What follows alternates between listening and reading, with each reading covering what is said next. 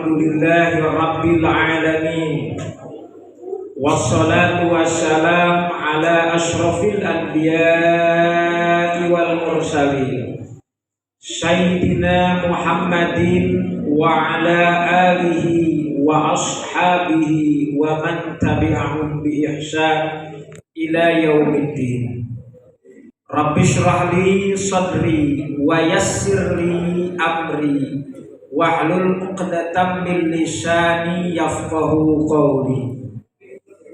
Anu kupribados dimuliakeun Ibu Ketua Yayasan Ibu Hajah Teteh Guru Simkuring, anjeunana tokoh di Muslimat Nahdlatul Ulama, mugia anjeunana dipaparin kasehatan ku Allah Subhanahu wa taala, lajeng teras nebarkeun manfaat ka urang sadaya.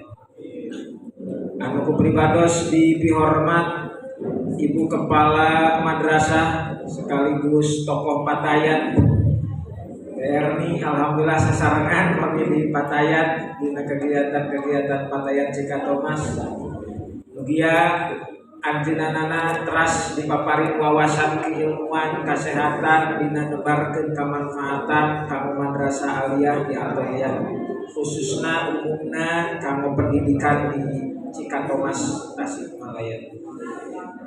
Anu kupribados dipihormat pimpinan pesantren sadaya sivitas akademika madrasah aliyah Atoriyah, mudah-mudahan sadayana dipaparin kesehatan ku Allah Subhanahu wa taala. Mangga sami-sami urang ngaoskeun heula surah Al-Fatihah kanggo muassis pendiri Atoriyah.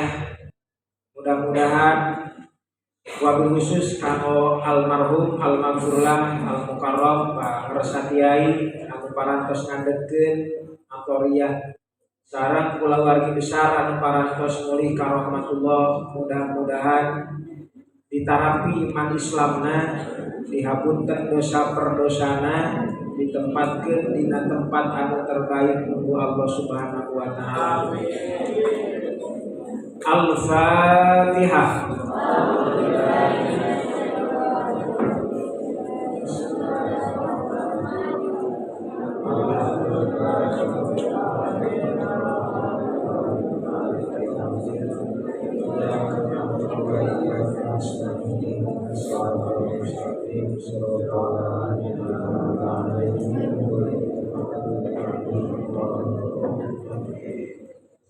Murid-murid madrasah aliyah, kanggo ayeuna urang ngabahas tema besarna Isra Mi'raj, tapi urang bagi kana 4 aspek. Mangasar Isra Mi'raj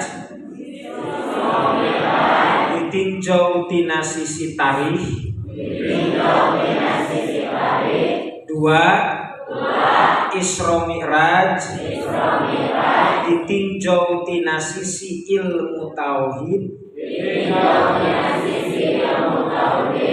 3. Isra Mi'raj ditinjau tina sisi ilmu fikih. 4. Isra Mi'raj ditinjau tina sisi ilmu tasawuf. Maka kahiji naon? Isra Mi'raj ditinjau tina sisi tarikh. 2.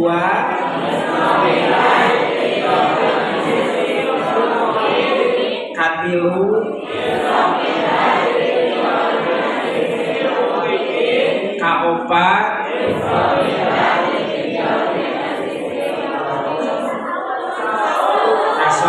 tasawuf. Kahiji Isra Mi'raj ditinjau tina tarikh. Peristiwa Isra Mi'raj terjadi kaping 27 Rajab tahun 11 kenabian. Berarti waktos eta Nabi yuswana 50 hiji tahun. Maka Isra Mi'raj yuswa Nabi nuju sabaraha tahun? 51 tahun. Peristiwa Isra Mi'raj para siswa anu terjadi tahun 11 kanabian eta teh berkaitan erat sareng peristiwa di tahun 10 kanabian. Di mana tahun 10 kanabian satu acan diisrokeun dimi'rajkeun aya 2 jalmi anu penting ngantunkeun. Kahiji namina Abu Tholib, kahiji saha namina? Abu Tholib. Kadua Siti Khadijah, kadua saha? Siti Khadijah. Tahun 10 kanabian terjadi peristiwa di mana ada 2 orang yang wafat dari orang terdekat Nabi. Namanya siapa yang pertama? Yang kedua. Maka tahun 10 kenabian ini suka disebut Amul Hujni. Apa namanya? Amul Hujni atau tahun kesedihan. Siapa Abu Tholib? Mari kita buat pemahaman tentang nasab dulu. Pertanyaan pertamanya untuk mengenal Abu Tholib. Siapa ayah Nabi? Abdullah. Siapa kakek Nabi? Siapa nenek Nabi? Kalau ada kakek pasti ada upami ayah aki pasti ayah cukup terang saat ini Nabi.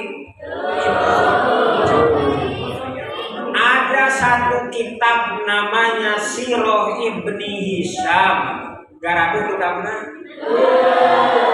Dalam kitab Sirah Ibni Hisham dijelaskan nasab Nabi. Yuk kita pahami dulu dari uyutnya dulu lah. Kalau dari Nabi Adam butuh waktu yang panjang, dari kitab dari uyut Nabi. Ikuti ya para siswa. Uyut Nabi itu namanya Hasyim. Siapa namanya? Hasyim ini nikah sama yang namanya Salma. Siapa namanya? Ada di sini Salma. Hasyim dan Salma ini melahirkan anak namanya Abdul Muthalib. Hasyim dan Salma melahirkan anak namanya siapa? Abdul Muthalib ini punya sebutan, cung yang tahu. Apa sebutan Abdul Muthalib di waktu kecil? Gelarnya apa? Namanya adalah Saibatul Hamdi. Apa namanya? Saibatul Hamdi. Nah itu gelar beliau waktu kecil. Namanya Saibatul Hamdi. Dari Abdul Muthalib ini beliau nikah. Nah ini catat ya. Namanya istrinya namanya Fatimah binti Amr. Siapa namanya? Fatimah binti Amr. Nah, Fatimah binti Amr ini melahirkan namanya Abu Tholib dan ada lagi Abdullah. Abdullah itu ayahnya Nabi. Berarti nenek Nabi siapa namanya? Fatimah binti Amr. Siapa namanya? Fatimah binti Amr. Nah itulah yang menjadi nenek Nabi. Kalau ditanya cinta pada Nabi, cinta. Siapa nenek Nabi?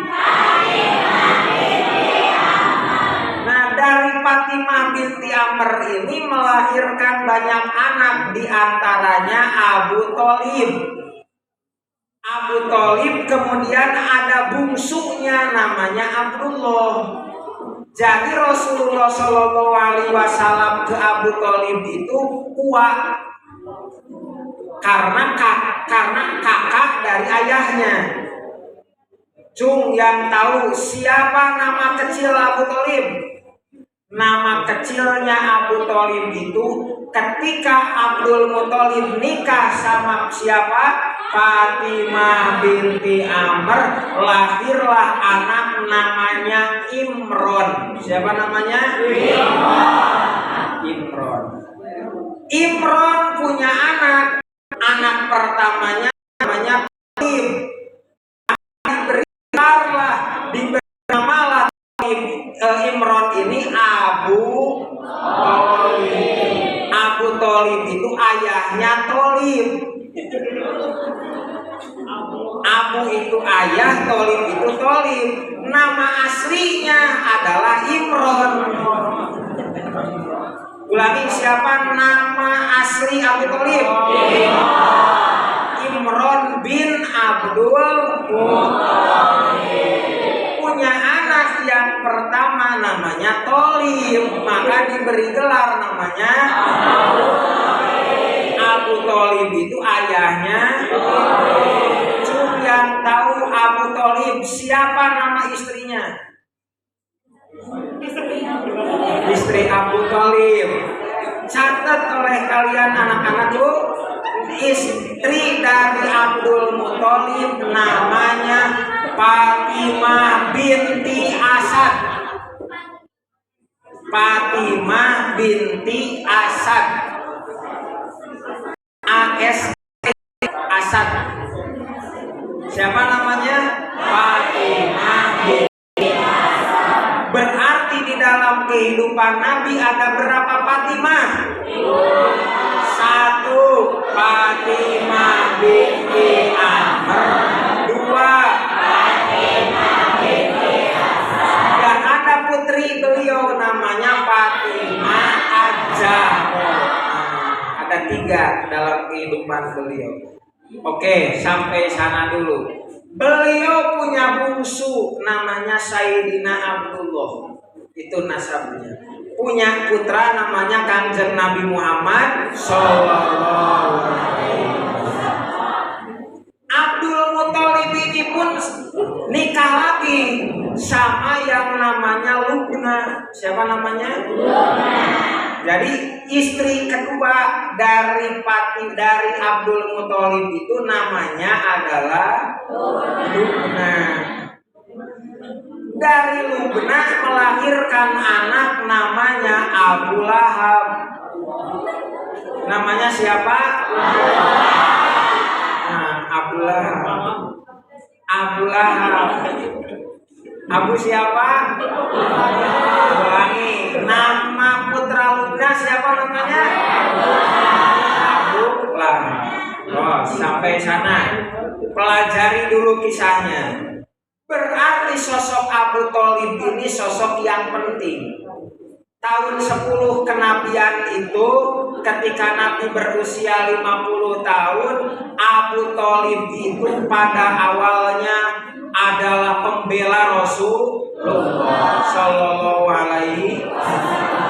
Tapi ternyata ada pula keluarganya tapi justru anti, namanya Abu Lahab. Jadi di sini ada sosok paman yang berbeda. Ada yang baik, ada yang baik Abu Thalib, yang jahat Abu Lahab.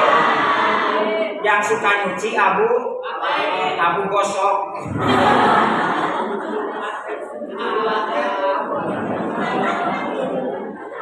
Nah, ada apa? Ada Abu Lahab, ada Abu Thalib.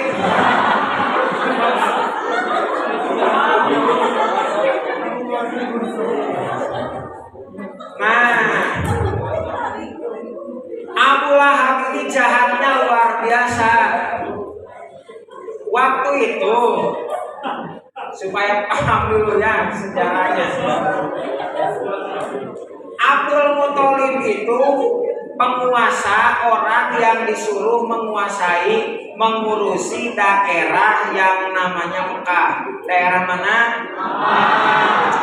Beliau mengurusi Ka'bah. Satu hari ada tetangganya itu daerah Yaman. dipimpin oleh seseorang bernama Abroha. Jung yang tahu siapa nama lengkap Abroha? Nama lengkapnya ikuti: Abroha Al-Ashram. Nah itu nama lengkapnya. Siapa nama lengkapnya? Pada waktu itu Abroha Al-Ashram berniat agar orang-orang tidak datang ke Ka'bah. Maka dia membuat tempat pemujaan, tempat dia untuk memuja agar orang datang ke sana. Apa namanya? Tempat pemujaan, tempat ibadahnya Abroha namanya Al-Qulais. Apa namanya? Al-Qulais. Al-Qulais ini dibuat oleh Abroha untuk menyaingi Ka'bah. Tapi ternyata tidak ada yang datang ke Al-Qulais. Semuanya datangnya ke Ka'bah. Marahlah Abroha Al-Ashram. Akhirnya pada waktu itu Abroha Al-Ashram berniat untuk merampok ratusan ekor unta milik Abdul Muthalib. Dirampoklah oleh Abroha Al-Ashram. Waktu setelah dirampok, pada waktu itu dipanggil Abdul Muthalib. Abdul Muthalib, kamu lebih baik memilih Ka'bah atau lebih baik memilih untamu? Kata Abdul Muthalib, silahkan unta-untaku untukmu, tetapi Ka'bah itu milik umat. Luar biasa. Kalau pada diri kalian semua ada keterpanggilan berbuat baik, ada? Kalau ada di kotak amal datang ke hadapan kalian, di pesak itu ada 100.000, 1.000, mana yang mau dimasukkan? Kalau 100.000 yang tersengaja akan masuk, koyong di Aksula. Koyong di Aksula. Apa yang terjadi sesudah itu? Setelah itu terkagumlah banyak orang dengan sosok Abdul Muthalib. Tapi ada niat jahat dari namanya Abu Lahab. Dia ingin berkuasa. Tetapi ternyata orang-orang itu justru datangnya kepada Allahnya, yaitu Kanjeng Nabi Muhammad Sallallahu Alaihi Wasallam. Bahkan diberi gelar Al-Amin, orang yang dipercaya. Pada waktu itu ketika Rasulullah Sallallahu Alaihi Wasallam itu sedang dakwah, Abu Lahab itu dengan tangannya begini nih, tabanlah kaya Muhammad, tunjuklah tabanlah kaya Muhammad, celakalah engkau Muhammad, kata Abu Lahab dengan tangannya. Maka Allah membalas apa yang dia perbuat. Tabat yada, ikuti, Abi Lahabil, celakalah dua tangan Abu Lahab. Kenapa dua tangan Abu Lahab? Karena ketika dia mengungkapkan taban laka ya Muhammad, tangannya bergerak-gerak. Jadi Allah menyebutkan tabat yada Abi Lahabil. Pembela sejati pada waktu itu adalah Abu Thalib. Sekalipun dia belum mendapatkan hidayah untuk beriman, tapi membela pada Rasulullah Sallallahu Alaihi Wasallam. Luar biasa. Yang kedua adalah Siti Khadijah. Siti Khadijah itu wafat pada usia beliau 65 tahun. Berapa tahun? 65. Ulangi, Siti Khadijah wafat pada usia berapa tahun? 65 tahun. Silakan dicatat 65 tahun. Cung yang tahu gelar Siti Khadijah. Kalau Aisyah itu Al-Humairo, orang wanita yang berwajah kemerah. Satu. Kemudian ada lagi Fatimah Al-Zahra. Kalau Khadijah itu gelarnya At-Thahirah. Khadijah itu gelarnya At-Thahirah. Alif lam to alif ha ro tamar butoh. Gelarnya siapa? At-Thahirah. At-Thahirah. Wanita yang suci, wanita yang terlepas dari kemusyrikan. Itu gelarnya atau apa gelarnya? Atau hiro itu wanita yang suci, wanita yang terlepas dari kemusyrikan. Itu atau hiro. Pada tahun itu wafat. Maka setelah wafatnya beliau yang luar biasa, tahun 10 kenabian disebut Amul Uzni. Allah Subhanahu wa Ta'ala akhirnya memberikan keistimewaan kepada beliau untuk diisrokan dan dimi'rajkan, yakni pada tahun 11 dari kenabian. Berarti usia berapa tahun? 51 tahun. Yos, 1. Kita evaluasi dulu. Tanggal berapa Isra Mi'raj? Tahun berapa? 11 kenabian. Pada usia Nabi berapa tahun? Sekarang siapa kakek Nabi? Siapa nenek Nabi? Siapa nama asli Abu Thalib? Siapa istrinya Abu Thalib? Alhamdulillah. Luar biasa Haji Malinter. Sekarang materi kedua, aswaja ya, atau Isra Mi'raj dalam sudut pandang ilmu tauhid. Isra Mi'raj dalam sudut pandang ilmu tauhid. Kita bahas dari sudut pandang ilmu tauhid. Perlu diketahui dulu oleh semuanya, ada istilah sebelum ke Isra Mi'raj sebagai yang akan objek kajiannya. Kita pahami dulu apa itu ilmu tauhid. Islam, ada aswaja. Ikuti semuanya. Islam. Agamaku. Aswaja. Caraku memahami Islam. Yang berulang. Islam. Agamaku. Aswaja. Caraku memahami Islam. Aswaja singkatan dari Ahlus Sunnah wal Jamaah. Ya ada yang ahli sama lah, karena itu baris saja ya. Ahlu atau ahli maknanya yang mengikuti. Sunnah itu ajaran Nabi, wal Jamaah itu dan para sahabat.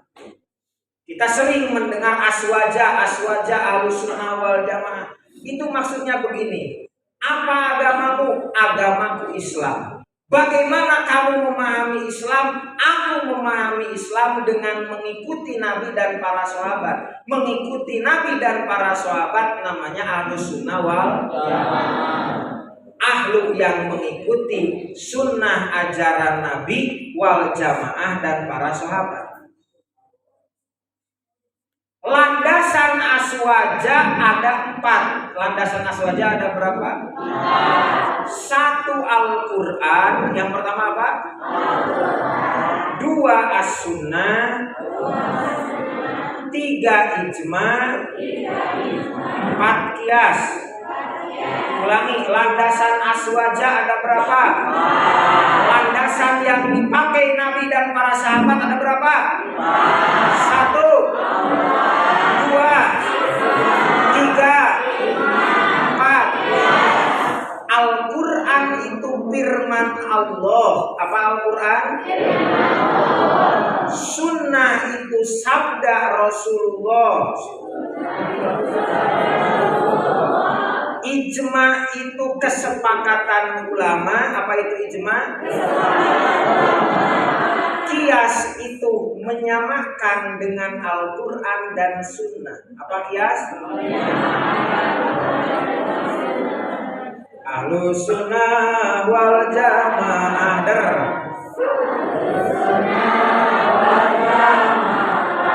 Nuturkeun ajaran sunnah. Sareng sahabat nu mulya. Disingkat aswajatea.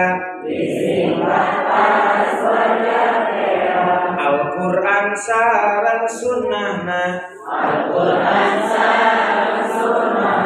Ijma sinareng kiasna. Eta teh janten landasan. Dina ngaping kahirupan.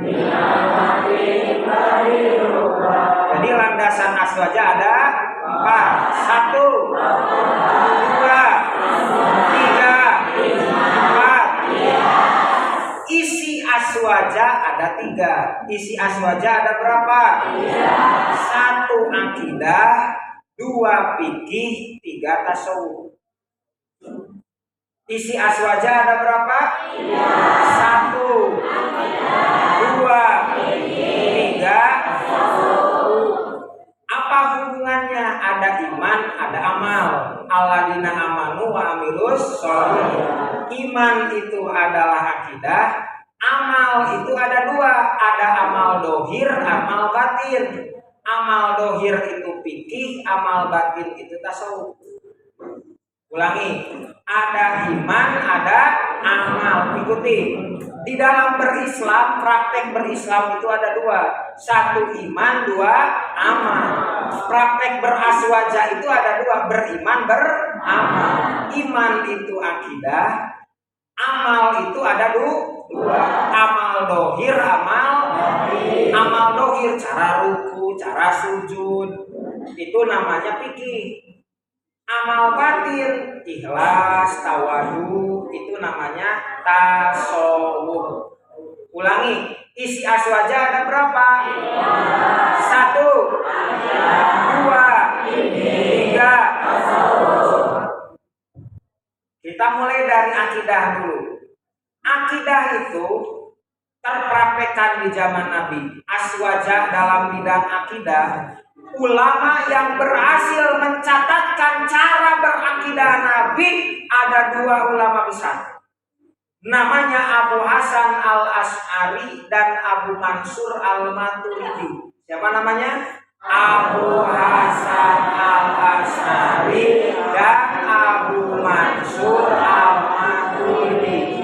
2 ulama ini yang mencatatkan cara Nabi berakidah. Cara Nabi berakidah.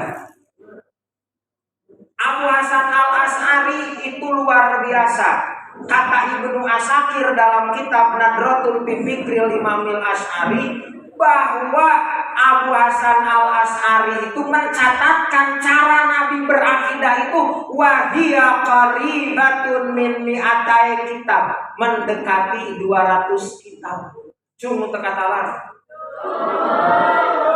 200 kitab, luar biasa. Yang mana? Yang intinya wujud.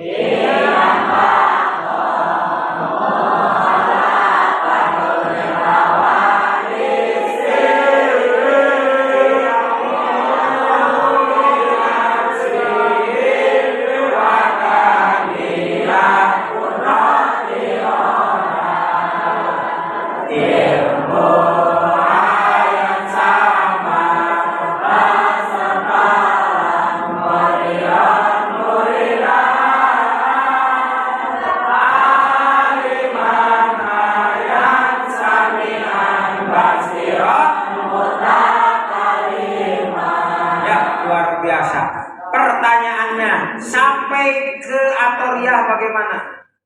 260 Hijriah Abu Hasan al-Asy'ari sampai ke kita bagaimana? Pasti ada sanadnya, pasti ada jalurnya. Yuk kita ikuti. Abu Hasan al-Asy'ari, tarik. Siap ya? Anu tarik berarti din. Harus tarik. Abu Hasan al-Asy'ari, Abu Abdillah al-Bahili,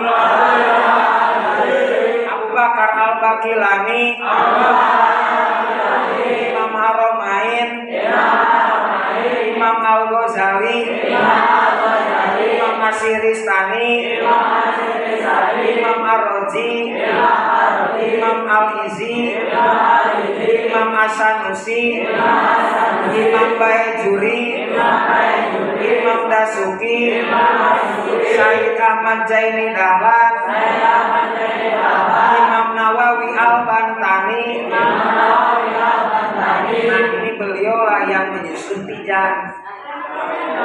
Maka kita ngaji di karena Tijan itu intisarinya sampai ke Abu Hasan al-Asy'ari. Kalau harus diperdalam begini ya, lihat tangan Bapak. Abu Hasan al-Asy'ari, Abu Abdillah, bukan Imam Ahmad, Abu Jalil, Asy-Syafi'i, Arji.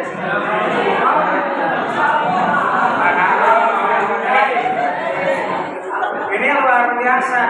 Datang ke kita melalui Syekh Mahfud Firmasi dan akhirnya disebarkan oleh Hadratus Syekh Kiai Haji Muhammad Hasyim pendiri NU. Maka NU itu jasanya besar buat kita. NU itu Ikatan Pesantren Aswaja.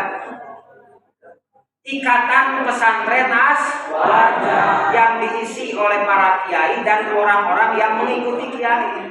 Itu kalau disederhanakan mah naon ari NU teh kumpulan pasantren Aswaja. Jadi kumpulan pasantren Aswaja anu lebetna kiai-kiai sareng anu nuturkeunana. Teh lamun disederhanakeun mah ber-NU teh berarti nuturkeun kiai, nuturkeun ulama.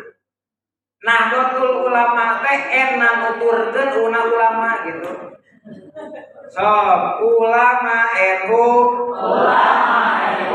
eta teh ulama anu nuntun umat disingkat NU. Warga NU eta teh warga anu nuturkeun ulama disingkat NU. Jadi eta Nahdlatul Ulama teh intina mah ta eta Nahdlatul Ulama Kiai Haji Muhammad Hasyim Asy'ari motivasi buat mahasiswa.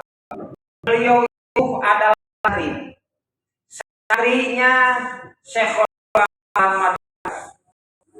Beliau orang Jombang.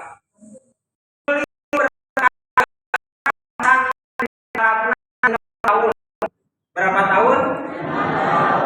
Kata genep kitab hadis sahih. Kata berapa hadis? Genep ikuti. Sahih Bukhari, Sahih Muslim, Sunan At-Tirmidzi, Ibnu Majah, Abi Daud, An-Nasa'i. Katalah genep kitab hadis itu hafal. Yang biasa santri orang Nusantara ini dipercaya menjadi pengajar di Masjidil Haram. Sampai berita bahwa beliau ngajar di Masjidil Haram ini menjadikan ulama Arab banyak yang terkejut. Hingga akhirnya ada seorang ulama Arab namanya Syekh Muhammad Asad Shihab menulis kitab namanya Al-Allamah Muhammad Hasyim Asy'ari Wadi'u Labinati Istiqlali Indonesia. kitab itu menjelaskan bahwa ada ulama Indonesia mengajar di Masjidil Haram. Tawalla tadrisa fatratan qasirotan fil haram. Beliau ngajar di dalam waktu yang singkat di Masjidil Haram. Luar biasa. Bahkan ada kitab namanya Tasniful Asma karya Syekh Mahmud. Gaduh kita baca. Di sana disebutkan bahwa Kiai Haji Hasyim Asy'ari itu syaikhul ulama Indonesia, gurunya para ulama Indonesia. Bahkan yang luar biasa, muridnya bukan orang biasa. Waktu di Mekah di Masjidil Haram, muridnya masyayikh. Beliau itu muridnya ikuti Syekh Sa'dullah Al-Maimani, Syekh Umar Hamdan. Itu muridnya beliau yang sangat hebat. Akhirnya beliau diberi gelar Hadratus Syekh, apa namanya? Kiainya para kiai. Hadratus Syekh kiainya para kiai, ajenganana para ajengan. Saul urang Arab gitu segitu, komo Saul tos eta ilmu tauhid. Ayeuna terapkeun kana Isra Mi'raj. Di antara materi tauhid teh aya sifat Allah namina kudrat. Dina ilmu tauhid dipelajari sifat Allah namina naon? Kudrat. Kudrat teh maknana maha berkuasa. Naon hartos kudrat? Mangga. Acung kori kelas ada di aliyah. Cep gimana Cep?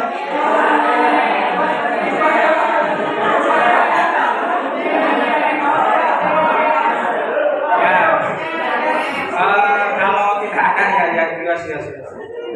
Sok sareng kelas sadayana bacakan Al-Isra ayat 1. Mangga sadayana siswa.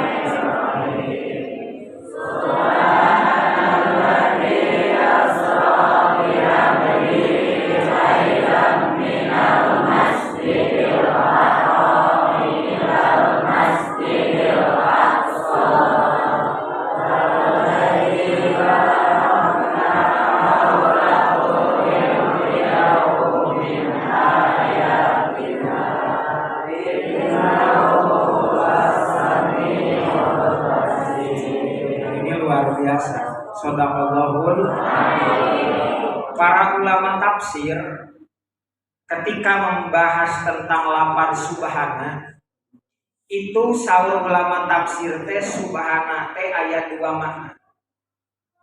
Makna kahiji subhana litanzihi. Apa yang pertama? Subhana litanzihi. Lafaz subhana maha suci itu maknanya maha terlepas dari kekurangan. Itu yang disebut dengan subhana litanzi.